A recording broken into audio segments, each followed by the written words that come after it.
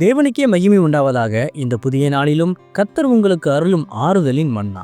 உன்னை மீட்டெடுத்தவர் நான், உன்னை தனியாக போராட விட்டுவிட மாட்டேன். தாழ்வு மனப்பான்மையை அழித்து போடு, நீ ஆசீர்வதிக்கப்பட்டவன். உபாகமம் 33:29. இஸ்ரவேலே, நீ பாக்கியவான், கர்த்தரால் ரட்சிக்கப்பட்ட ஜனமே, உனக்கு ஒப்பானவன் யார்? கிறிஸ்துவுக்கு பிரியமானவர்களே, இன்று உலகம் உங்களை பார்த்து ஒன்றுக்கும் உதவாதவன் என்று சொல்லலாம். ஆனால் கர்த்தர் உங்களை பார்த்து நீ பாக்கியவான் என்கிறார். இது மோசே இஸ்ரவேலை ஆசீர்வதித்து சொன்ன கடைசி வார்த்தைகள். கர்த்தரால் ரட்சிக்கப்பட்ட ஜனம் என்பதே உங்கள் அடையாளம். சர்வவல்ல தேவன் உங்களோடு கூட இருக்கும்போது உங்களுக்கு ஒப்பானவர் பூமியில் இல்லை.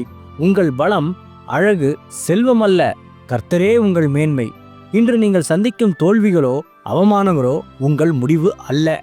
சர்வ வல்லவரின் பிள்ளைகளாகிய நீங்கள் உன்னத பாக்கியம் பெற்றவர்கள். ஆகவே தாழ்வு மனப்பான்மையை உதறி தள்ளுங்கள். கர்த்தரால் ரட்சிக்கப்பட்ட ஜனங்களாய் கம்பீரமாய் தலை நிமிர்ந்து வாழுங்கள். ஆமேன். ஜெபிப்போம்.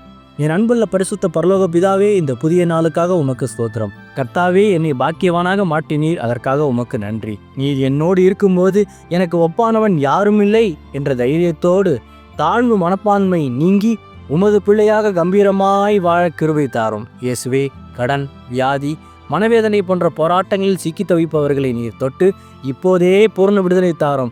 இன்று பிறந்தநாள், திருமண நாள் கொண்டாடும் உமது பிள்ளைகளின் இந்த புதிய ஆண்டை உமது நன்மையும் கிருபையும் தொடர பண்ணும். பிதாவே, இயேசுவின் வருகையில் நான் அவரோடு எடுத்துக்கொள்ளப்படும்படி என்னை தகுதிப்படுத்தும், தயார்படுத்தும். இயேசுவின் நாமத்தில் ஜெபிக்கிறேன் எங்கள் நல்ல பிதாவே.